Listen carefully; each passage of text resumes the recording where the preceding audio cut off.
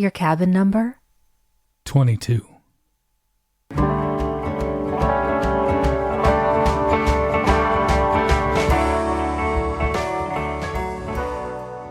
Welcome to the Magic Lantern Podcast, an ongoing informal discussion of the films we love and the things we love about them.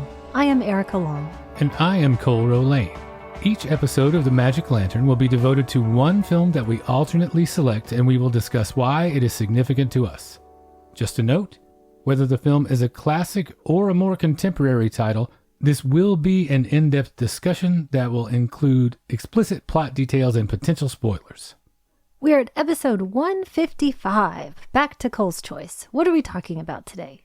We are talking about My 20th Century from 1989, and that is written and directed by Ildiko Enyedi, and it stars Dorota Segda, who is the voice of Bellatrix Lestrange in the Polish dubs of the Harry Potter films, along with Oleg Yankowski, Paulus Monker, Peter Andrei, and Gabor Mate.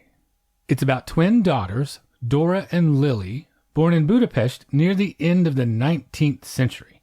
They are orphaned after their mother's death and take to selling matches on the street, Hans Christian Andersen style, and one night after falling asleep, they are split up, carried off by two well-to-do benefactors, quote-unquote, beginning their paths down two very different roads. Now, one of the great things about movies, and it's something that I'm surprised we don't talk about very much, is simply how great they can look and what a unique medium it is. And this goes all the way back to the way they first captured our imagination in and around the time that this film is set. Can you imagine being there in that moment when still photos sprang to life for the first time? I think I would have uttered the same words that I did after I saw The Matrix. That changed my life. Yeah, exactly. So sometimes I want to choose something that emphasizes the motion picture element of movies, and that is this. The quality of this photography is mesmerizing. I just cannot say enough about Tibor Mate's work here with the cinematography, because the quality of that is integral to the success of this film, even more than usual. And when I use the word quality, I mean that in two ways. One, I mean the actual technical proficiency and standard of excellence that's achieved. And then two, just the nature of it, the quality that it has, the way that it conveys something verbally inexpressible. The luminosity of this thing is just transcendent. Well, I think we can understand how this film won the Golden Camera in 1989 at Cannes. And there's something here that I want to mention as well that we sometimes talk about, not always. But to me, the very first thing that struck me with this film was the soundscape, another integral element of modern films. This, to me, sounds like what I imagine light being born sounds like. When I think about those trips to the planetarium or 3-2-1 Contact, you remember that show? Or when you went to the Pink Floyd Laser Light Show. Probably, same thing. It's the wonder of science and creation. I just adore this soundscape. There's one great example of that, now that you mention that I'm thinking of. When Tesla is doing his experiment at the Sorbonne in Paris, that crackling Tesla coil sound, nothing says new, exciting science to me more than that sound effect. Now, I was totally unfamiliar with this film, and I've been thinking about this concept a bit lately, that specific period in my young film-going career. I have been noticing that my awareness and access to foreign films specifically was really shaped by what was allowed into the Oscars. Now, this missed being Hungary's submission, and I think maybe for other people like me who lived outside of big markets, that ended up limiting the general access to this film. You were 14 when this came out, give or take? Is that correct? Yes. Okay, so you would not have had as much access, say, in the position I was in when I was going off to college for the first time that same year, which is how I discovered it. But I totally understand what you're saying. I was in the exact same boat. I was in an even smaller place than you were growing up. And so that was definitely the case for me. We were in a small town and had to travel 20 miles to get to the nearest movie theater. And they only had the most mainstream fare except for the drive-ins. So whatever they booked was predicated on what was going to get the most attention and would sell the most tickets. Our little video store could only do so much to keep up with the things I was trying to dig around and find just that I'd read about, say, in Rolling Stone or Spin. Or for me, seeing on Siskel and Ebert. So yeah, it wasn't until I got away for college that I had regular access to these avenues of discovery. But I definitely remember specific instances of, if it had not been for the Oscars, I wouldn't have heard about that, I don't think. Like Pele the Conqueror is the one that comes to mind immediately when I think of that. Cinema Paradiso was a big one for me. So shall we get into the movie proper here? Yes, let's.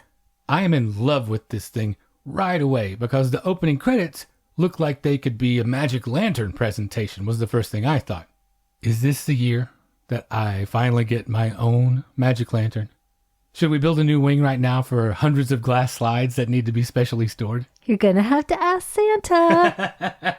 At any rate, it makes me feel like we are on the cusp of something magnificent. You can feel the electricity in the air as if it had just been invented. No one can possibly guess what is coming next, but it crackles with potential, I feel like. And it really puts me in the mood to be captivated by some brand new invention. And so, what better place to begin than Menlo Park, New Jersey, with this captivating display of light. It is like a fairy tale, like the stars say. This film is all about how much magic you can create with light. People had never seen anything so beautiful, to the point that the question is implied, can the stars compete with this sort of technology? Well, you know what it reminds me of, too? When we go for Christmas down to Johnson City to see the ginormous lights display. It's kind of like that. It's that feeling of well-being and excitement. Everybody is just so excited. Even the fear part has exhilaration in it more than anything. And I feel like with this technology, it's like we try to capture what we can't touch and we want to put it in a box. And then I think that's why forever after we see Thomas Edison in this film just being depressed because he feels like he did still fail. So I think the stars actually went out. And the other thing that this makes me think of and marvel at is the decision to use black and white film. Because when I think about communicating the quality of light, I think about light as being a color, yellow or blue. And so it's so amazing to see it captured so brilliantly here. And I do still think technology can't quite do it fully justice, but it gets really close. Well, it would just seem to be the natural automatic choice for the type and time of the story that she's trying to tell here. Color just wouldn't be the same. Nothing else would do, it feels like to me. So you're right, the stars are eternal, but electricity is the marvel of the age. There's a bit of a luminescent ballet, which is a sequence I thought you were going to love going into this. It happens during Edison's light show, and the theremin being used for that part of the score is a really nice touch. Electricity can even make music. It does make me think, though, since you mentioned the fear part of things. I'm just assuming that I know how people felt when they were confronted with these innovations. I don't know that it's the same anymore. Is it just that technology moves so fast now and we're used to it that we don't encounter that same feeling, that same way? Because I can't think of the last time that I saw a technological advancement and thought, this is the most beautiful thing I've ever seen. Or that it would change my life forever. The internet, I suppose, may have given me that feeling way back at the beginning when I was first getting on AOL and it seemed so limitless. But the internet obviously also has that Pandora's box element to it. So I assume there had to be people in 1880 that thought of electricity the same way. Well, I can tell you, I work with a lot of older people, much older populations, and working with them specifically with technology, and they constantly use the word scared or fear or terrified or I'm going to break something. They have this sense that something is going to go horribly wrong with this technology and I'm the key to it somehow. Interesting. Not so much what the technology can do, but how they are going to do it wrong. Yes. And I don't know if that comes from being from a different generation where if you did in fact mess with something mechanical, you could actually break it and, I don't know, destroy your barn, possibly. Wash your clothes in gasoline and set everything on fire? Because that was a thing. It was, yes. So then in terms of technological advancements, let me just quote Frankenstein's monster in this case and say, fire bad. It's true. Actually, all joking aside, I'm very much in the camp of everything is a tool. It's just how you use that tool. Now, way back when, we did a mini episode on actuality films, and one of the short actuality films we watched was in Luna Park in Coney Island. Did that inspire you to choose My 20th Century for the show, or was that just a happy coincidence? Based on what it looks like, you might think so, but it was a complete accident. But this does have some of those qualities, though. That sequence at Menlo Park here in the beginning could easily have a nonfiction counterpart like this. And then there's the geographical reach that I like actualities for. And in the beginning of this film, we travel the world in a very short time. Paris for Tesla's experiment. We're in Burma gathering bamboo for Edison. We're in Hamburg, where they have that great line about thinking that Eastern Europe didn't really exist, that Shakespeare invented it. Oh, yeah. This has one up on actualities for being able to squeeze in odd, clever jokes like that. The main place we travel to, though, is Budapest, and it's where a woman is giving birth. It's probably not the last time I'll say this, but I love Iñárritu's sense of humor. This woman is surprised by twins. And when I say surprised, I mean she produces one child and then takes a look around, looks down, oh, here's another one. It's such a great little touch, and it's a very small thing, but I think it really lets you know where your head needs to be to appreciate this film. The twins, they are Lily and Dora, and again, it is like a fairy tale. In this case, very specifically, the little match girl. Because this is what they're doing to support themselves. They're orphaned, they're on the street selling matches, and at a pivotal point early on, the sisters are separated. Now, I assume, based on dress and manner, that these are both gentlemen of means and that the girls would each be raised in a comfortable, if not opulent, environment. I got the impression, like I said in the introduction, that they were acting as benefactors. I didn't read anything sinister into this. Did you feel that way about it? I also initially assumed they were well-to-do just based on dress. But really, without the cues that we have of the music, the donkey, the snow, these kids could have been taken into child labor or human trafficking. We don't know anything about these two characters of the benefactors, quote unquote, because I think, above all, Iñárritu's intention is to keep us on our toes in an incredibly playful way. And she always keeps the meaning opaque. So we have all these separations and dualities. We don't know who these two characters were. We don't know where they go. And I don't think we're going to get a fix on that. So it seems like it's as much about the difference in how people who grew up a street apart can be motivated by completely different things. Which gets me to where I'm going here. So how did Dora and Lily end up so different? You had very specific ideas about nurture versus nature in our discussion of L'Argent. Is it the same here, or do you feel differently about how those forces come to bear in this case? I feel roughly the same because I think both filmmakers, Bresson and Iñárritu, are not about building incredibly huge backstories for their characters. She is insistent that she doesn't give us the true answer for anything.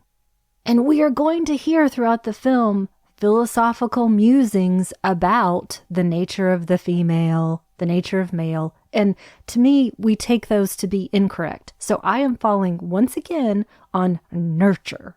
I think I'm swinging over a little more toward your side this time around than before. Well, you're correct because I have it all. I've solved everything. We don't even have to discuss it further unless you want to. Well, of the two, as adults, we first meet Dora on the Orient Express, which I think is a kind of fascination of both of ours. We would love to travel on the Orient Express one day.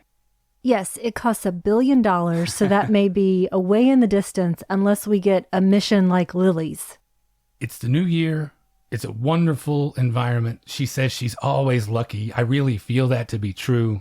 She's in first class celebrating. And then in Austria, we first meet Lily the spy, who is the more demure one of the two, I would say.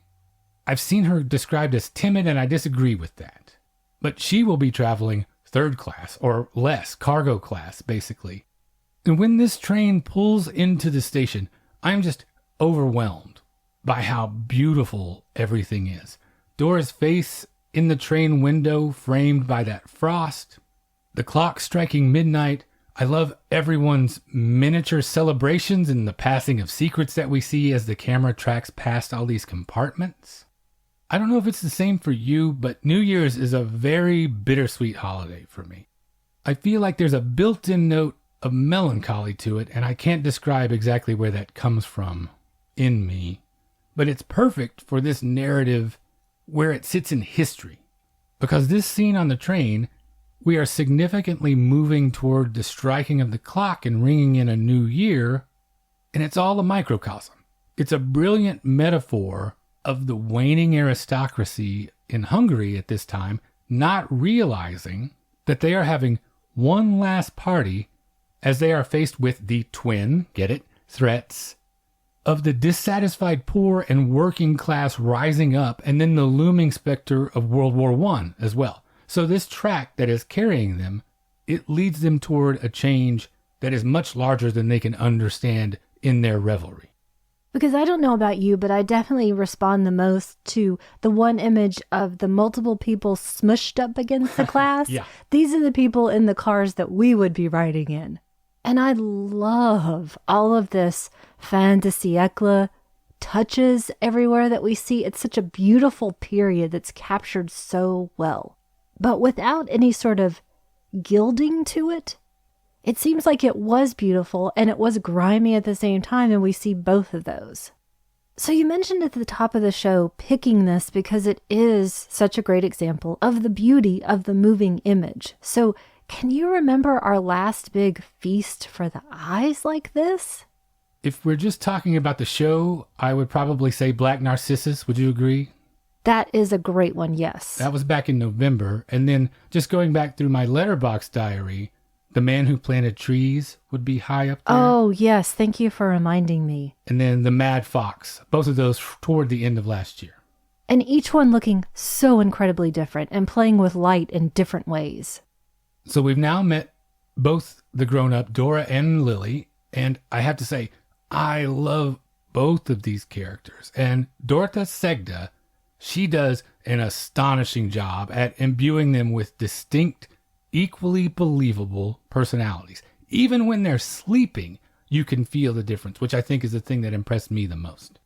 Lily is so focused, but still a little frazzled, and then Dora couldn't give an icy look if her life depended on it. And there's a great moment, I think, that illustrates this so well when they both arrive in Budapest, where Dora, flirting with the elevator operator, is juxtaposed with Lily memorizing the recipe for a bomb. She does an amazing job here. I like to think if I saw them side by side and I didn't have my head at my butt like their lover Z, I would be able to tell which is which. Voice, posture, movement, it's all totally different, which comes right back to nurture. Am I right? Are you saying Dora went to finishing school? Is that what you mean? Well, I think there's something to this idea that we don't realize right away, at least I didn't, that she's actually kind of a con artist. She's not a poor little rich girl who's on her own, socializing around Europe. It's totally different. So her finishing school was the School of the Seven Bells, basically. I think so. In the most fun possible way. Now, I know that you had to have made note of this when you were writing stuff down here. There was that shot of that little pup in the spotlight. This is right up our alley with so many fun and yet sad and interesting animal sequences. This is really an element of the film that I was taken by surprise the first time I saw it, to have so many of these that the film was so dependent on. Because in the film, animals are very important to the story as representatives of the natural world and a counter to our progress, quote unquote. So we've got the dog, the donkey, the chimpanzee at the zoo.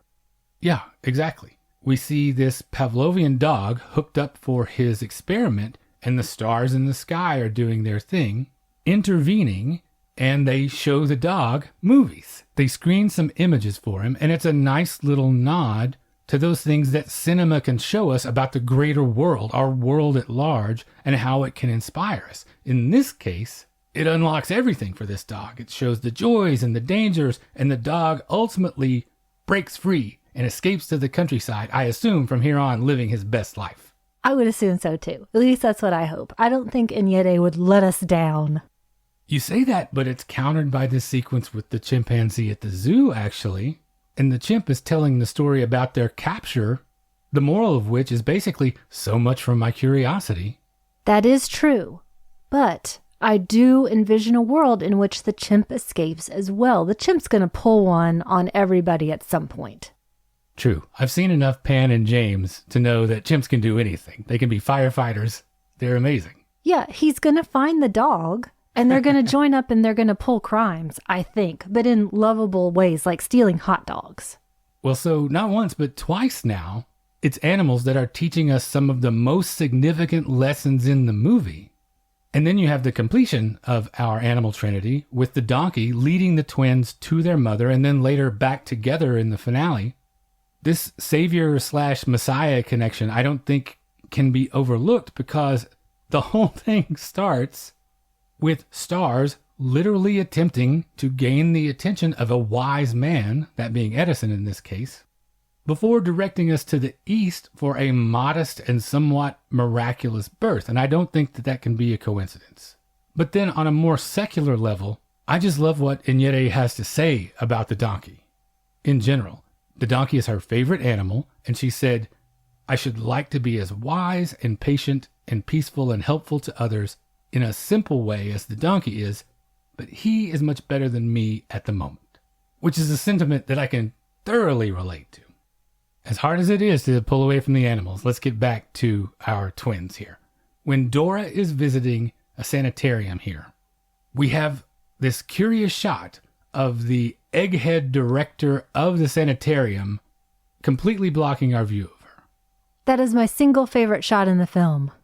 He is so foregrounded to an extreme degree that it really amplifies the egocentricity and the pomposity of it. I've said it before, I'll say it again. I love Inyete's sense of humor. It's such a light touch, and I just want to clarify too, it's the back of his head. It's not like we're looking at his face or anything important like that. It's just his bald head obscuring everything. Yeah, when I say egghead, I literally mean a head that looks like an egg. Very true. But it's all part of this hilarious setup for another bit of thievery surrounding the delivery of some jewels. This elaborate scheme is extremely funny to me, if only for the specifics of the setup. She could have done this a dozen different ways, but she has the jeweler deliver the items that she's going to steal to this asylum and convinces the asylum director that the jeweler is her diamond-obsessed brother, so that it's almost like a cartoon with her tiptoeing around through doors. And we get that cartoon feeling a few times, actually. For example, the bombs that Lily throws when she is out opposite Dora doing her thing, they are trademark cartoon bombs with their glossy globular perfection and their fizzing wicks. I half expect the Beagle Boys from Scrooge McDuck to come running in. Or it could have Acme painted Exactly. on the side of it. And I don't mean that to be detrimental at all. I love cartoons and their unique logic, and this film has its own innate logic in a similar way.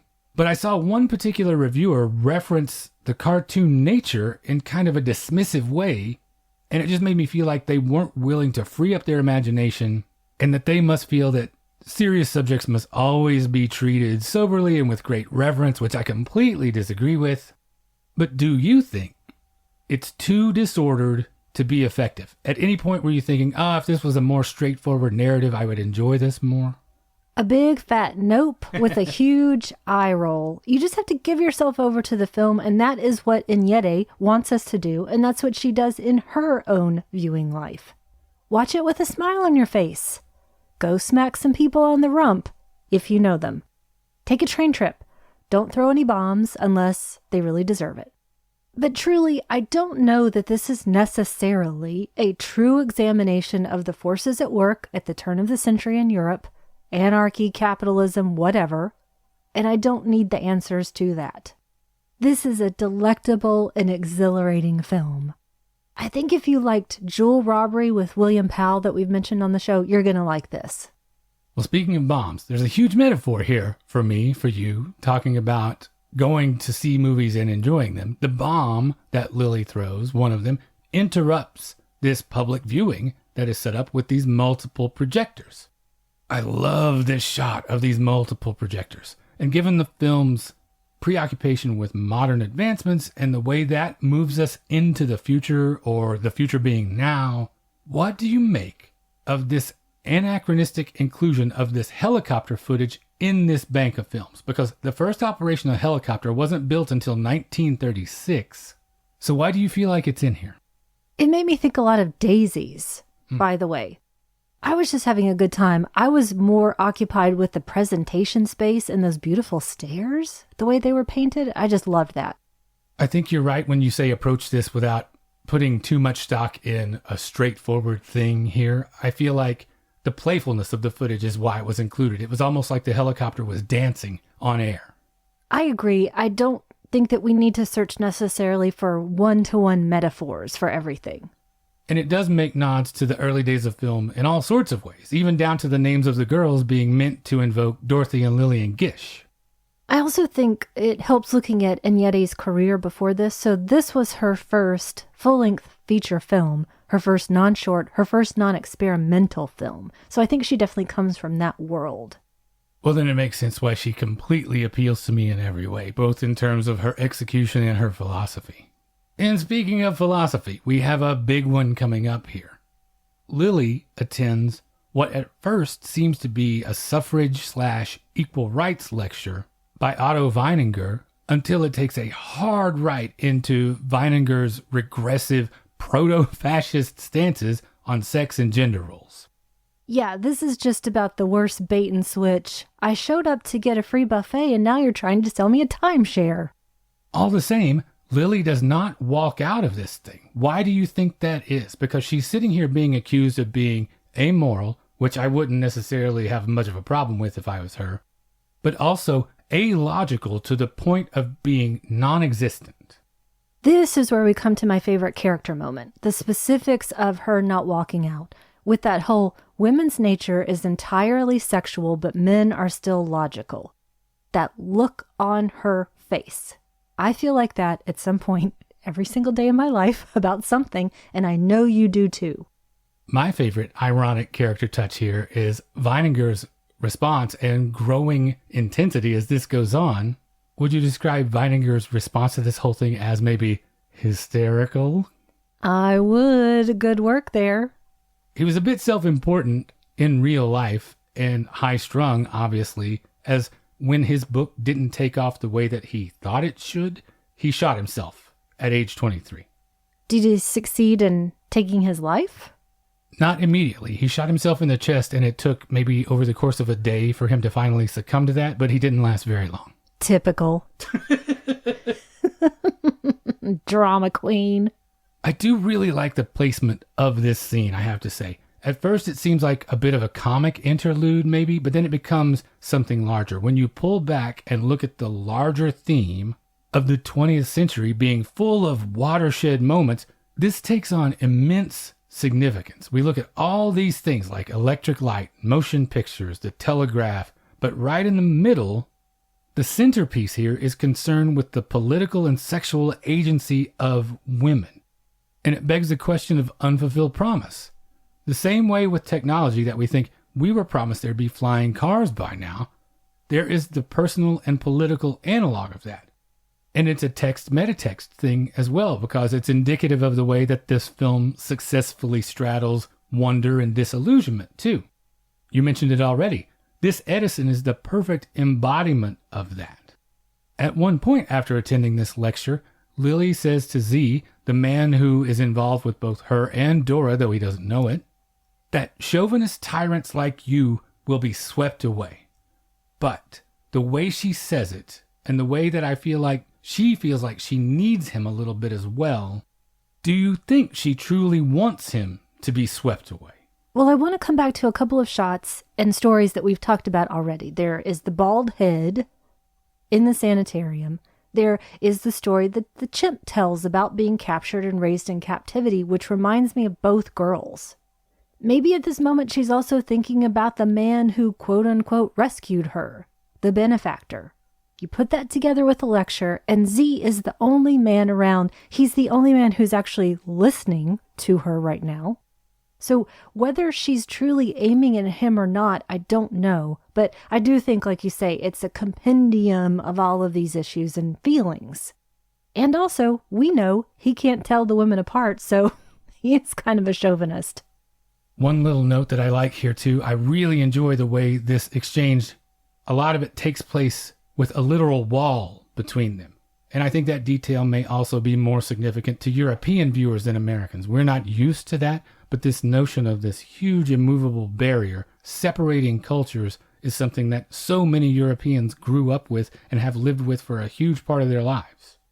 And now, in light of this lecture, I have to think about Dora too. She is always open to improving her situation, usually a romantic one, by whatever methods are convenient in the moment. Amoral? Certainly, I guess, by their definition, but that word doesn't carry any negative connotations for me. It's not immoral, it's just outside of the traditional moral framework, which is a fine, even preferable place to be in my estimation. And then when you consider Lily's willingness to commit violence in the name of revolution, we determine, in fact, they both are amoral. To me, practically a badge of honor. But is amoral how you characterize it? It didn't really occur to me either way, honestly. I didn't feel like I was seeking judgment on either of them, or that the film was either. It seems like Dora's got a pretty good gig, and she seems pretty satisfied with it. Neither of them have been reduced in their circumstances. The circumstances just keep rising. I think back way to the beginning when I had this assumption about Dora when she says, essentially that she's well-traveled, she's been around. And I thought, oh, that's the socialite speaking. But both of them have these experiences and have traveled far and wide when you compare them to other women of their time. Well, speaking of amoral and referring back to our opening scene, this cabin seduction scene is super sexy, I thought. I don't know how you felt about it. It is a bundle of fun. Yeah, Dora can come to my cabin anytime. I love how much that she smiles and laughs while this is going on. And it goes beyond expressing having fun, I think. There's an air to it of, isn't this all ridiculous? That I find totally appealing. She's enjoying it and finding the absurdity in it simultaneously, just like life. And then there's a bit of mistaken identity after this first sexual encounter, which eventually leads Lily into bed with Z as well. It occurred to me at that moment, especially when we think back to A Room with a View, how comfortable we are seeing female nudity on screen. It's just a matter of course. There's something about this instance that feels slightly different to me, though, at least with Lily. I feel like she represents something so much greater that her nudity takes on a quality of being representative of all women in their most natural state in that instance. I see Dora's thing as being much more individual and personal, but Lily I see as the universal. Now, it's obvious how Dora feels about this, but does the sex satisfy or fortify Lily in any way? How do you think that she feels about it? Well, I'm going to disagree with you just a little bit in terms of Lily as the universal, okay, because I think more than anything, she wants to be seen as a revolutionary, not a woman per se, not as representative of all women. But more an icon. I think of it actually take away the female gender, more like a man, or just simply a revolutionary who also happens to be a woman. Oh, so you're going to get all Otto Weininger over there? I don't know. Bear with me for just a second. Because I see the sex as a means to an end, okay, at least in one respect, and then just some fun. Because she is, according to Weininger, supposed to be inside this specific package, which is a woman, and she chafes against that. And she's told she's inherently sexual and illogical by nature, so then what does she actually get to be? Interesting, then. So does this dissatisfaction that I feel a little bit telegraph her failure at terrorism? What do you make then if she is supposed to be more of a male figure or a genderless figure?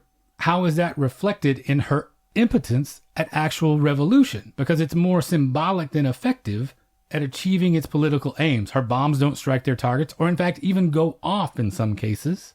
She makes art more than she makes revolution, because look at that beautiful tableau of her failed revolutionary attempt. It's a wonderful scene, but it achieves little to nothing. I think that it is okay to not see her as a woman or a revolutionary or a man or whatever, as a person in this instance. So maybe I should have said that. She wants to be seen as a person, not simply reduced down to being a woman. Because I think there are men in that situation who would also think twice while making direct eye contact with their potential target. Yeah, that's a lot different than when you're sitting around the cafe with the rest of the popular people's front, when you have to look that person in the eye and throw that bomb.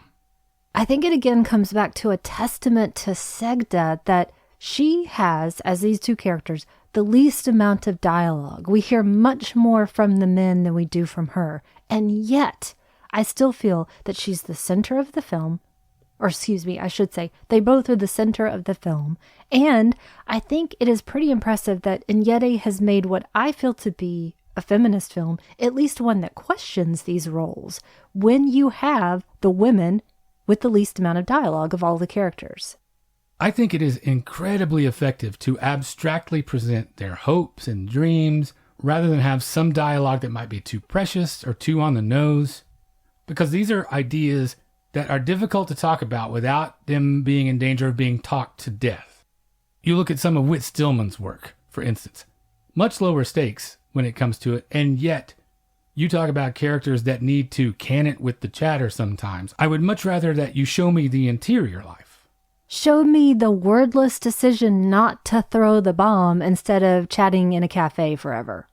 And I'm glad you specifically mentioned film as the medium here, too. I discovered something interesting when I was at work at the library shelving books the other day.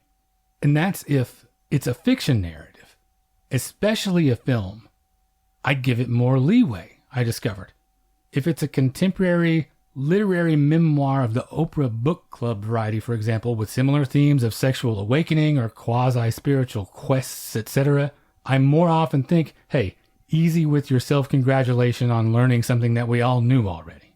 I'm not as charitable in those instances, I've found. Instinctively, though, with films, when they're well done, it makes me much more open to these characters following those paths.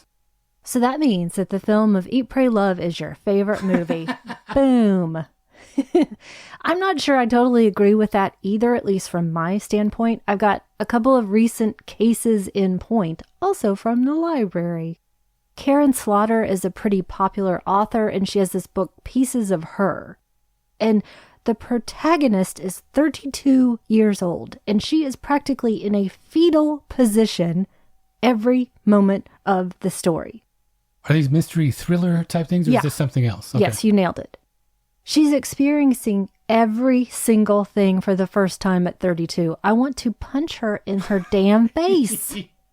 So I guess I'm equally contemptuous of awakenings and quests in fiction or nonfiction. I think it's the time period that makes a difference.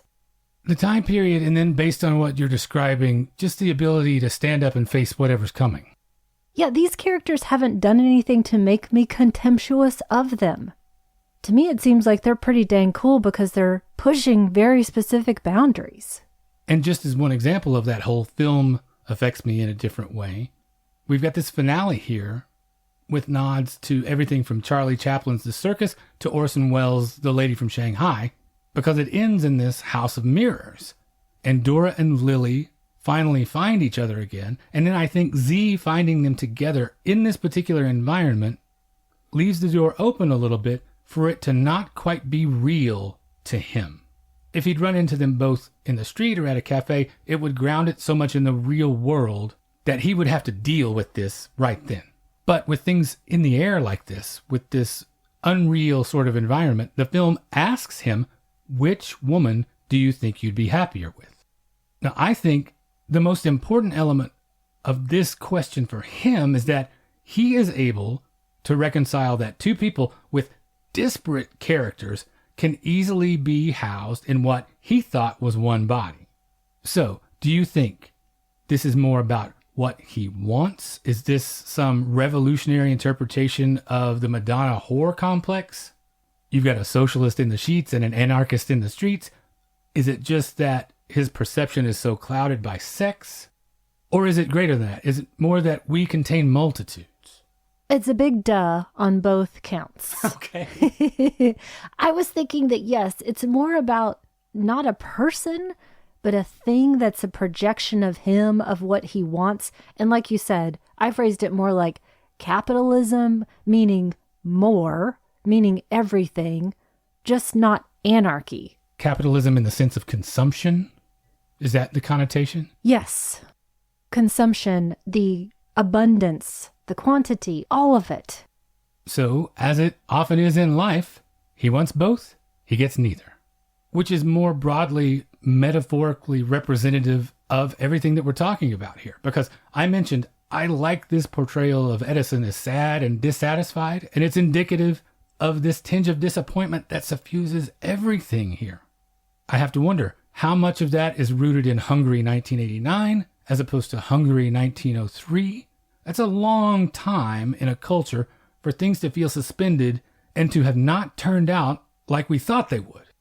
I think you're definitely onto something with that. And even for me, as I've mentioned, not being aware of this film in the way that I would have with films that came afterwards, I think if this film came out in, say, 1995, it would have a bigger place in the overall film canon. Not just in Hungary, where it's one of the 12 best Hungarian films of all time. I think it was a little bit too early for, say, those people who naysay it for being too disordered. I don't think they were ready for it. And especially I don't think they were necessarily as ready for the female-driven story here, that place in time. Well, interestingly, we've spent a lot of time lately, it feels like, at the turn of the century, with stories that are concerned with women driving the tale. In our last couple of episodes and recommendations, it's popped up a lot.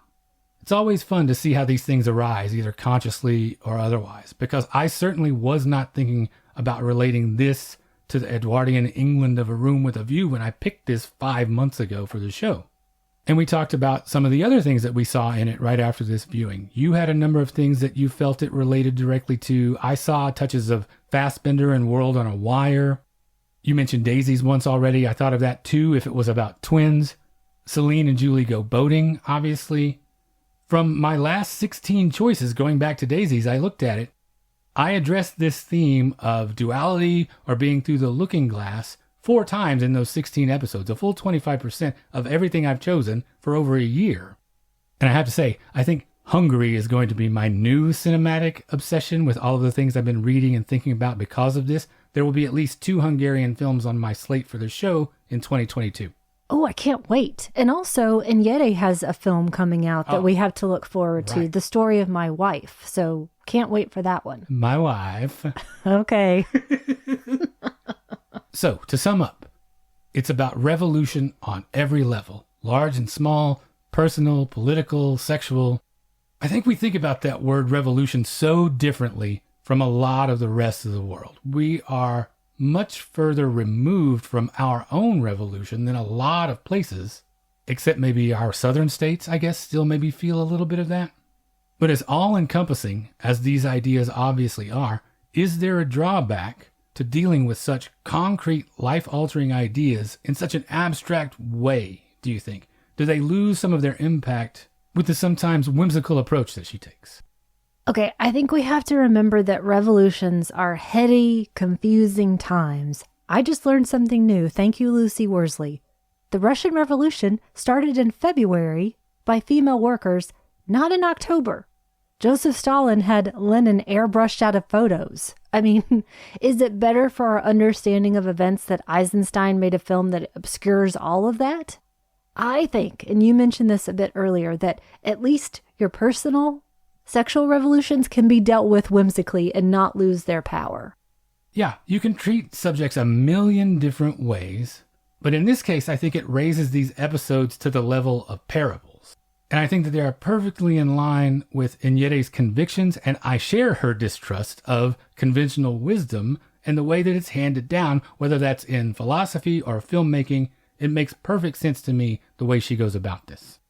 And one last question, just based on this film, would you consider Inyete more a filmmaker or a visual artist? That's a difficult question. They're intertwined here. She came from the visual arts world. And it seems to me that filmmaking is just a beautiful natural progression for her.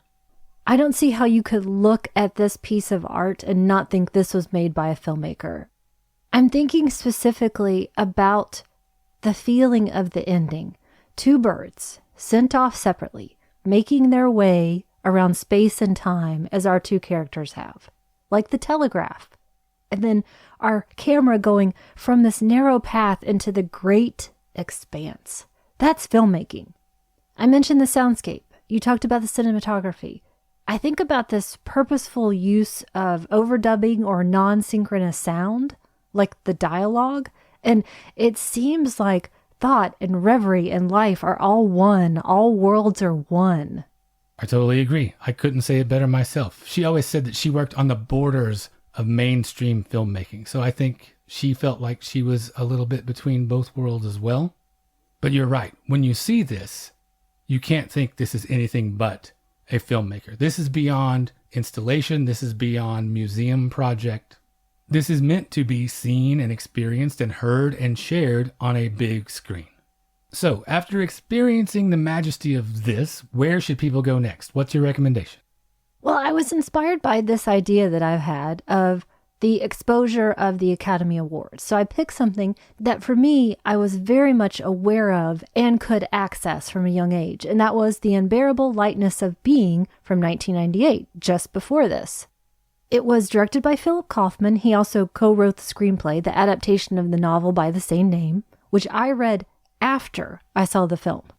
And it stars Daniel Day-Lewis, Juliette Binoche, and Lena Olin. So we've got a Brit, a French woman, and a Swedish woman. It was also my first Juliette Binoche and my first Lena Olin. And the film explores the characters as products of the Prague Spring and the effects of the communist repression that followed. Again, stuff that didn't turn out the way that you wanted it to. I also didn't realize until I was coming back to it that this was Sven Nykvist who did the cinematography. Now, I'm ready to return back to this one because Kundera said afterwards that the film didn't capture the spirit of the novel or the characters, and he doesn't allow adaptations because of it. And like I said, I read the novel after I saw the film. I think I need to come back to both because it's been a huge expanse of time since then. I think this was one of those films that we've talked about before. I wasn't ready for it at the time that I saw it. So how about you? My choice this time is the Werkmeister Harmonies from 2000, and that's directed by Bela Tarr and Agnes Hranitsky. And it's based on the 1989 novel, the same year as our film here, The Melancholy of Resistance by Laszlo Krasnohorkai. And it stars Lars Rudolph, Peter Fitz, and Hanna Shagula, speaking of Fassbinder. It's about a mysterious traveling circus that excites a small Hungarian town into rebellion when a promised act doesn't perform. There are obviously a number of connections here that might make you want to check this out after My 20th Century. It's another significant Hungarian film. I would argue among the most significant. I would put it on that top 12 list as well. It's also shot in luminous and perfect black and white. It looks incredible. It has a similar air of Eastern European magical realism and is more of a series of linked vignettes than a standard narrative. This one is shot in 39 extended takes, and that lets you really take your time and immerse yourself in the film. It even begins with an opening sequence in which celestial bodies figure prominently. It is far and away my favorite Bela Tarr film. I know that there are others that may be considered more important or are more rigorous, but this is the one that best balances that formality with music and poetry. This one still has moments of severity, but it is mesmerizingly beautiful. With its episodic structure and its melancholy tone, you might also see a little Roy Andersson in there too. Think Something Wicked This Way Comes if Aki Kaurismäki made it for an audience of Eastern Bloc philosophers. It truly is one of my absolute favorite films, and we are definitely going to do it. It is one of those Hungarian films on the slate for next year. Terrific. So once again, that's two great recommendations, The Unbearable Lightness of Being and the Werkmeister Harmonies. And that brings us to the end of episode 155. If what we do here is valuable to you and you would like to support that, we would certainly love for you to check out our Patreon at patreon.com/magiclantern. The $5 a month level gets you access to a big backlog of bonus episodes, and those come out on the Mondays alternating with regular episodes, so you never have to go a week without new Magic Lantern in your life. If you would just like to get in touch with us, you can reach us via email at magiclanternpodcast@gmail.com. We are on Instagram, Facebook, and YouTube. Just search for Magic Lantern Podcast on any of those platforms. We are on Twitter at Lantern_cast, and I just wanted to take a second to say thanks to everyone who has shared the show or given us feedback since last time. Spencer Seams at the Shoot the Piano Player Podcast, Laura Cannon at the Fatal Femmes Podcast, Scott Morris and the Fine Gentleman at Fuds on Film, Nicole Davis, Sarah Truesdale, James Greer, and Leanne Kubich. If you're sharing the show or talking about us, please make sure to tag us so we can say thanks. You can find the show on Audible, Amazon Music, Apple Podcasts, Google Podcasts, Stitcher Radio, Spotify, just about anywhere you get your podcast, you can find us there. If you'd like to leave us a rating or review via any of those services, we would certainly appreciate that. And finally, you can find all of our episodes, including supplemental material, at the website magiclanternpodcast.com. And thank you for listening to the Magic Lantern Podcast.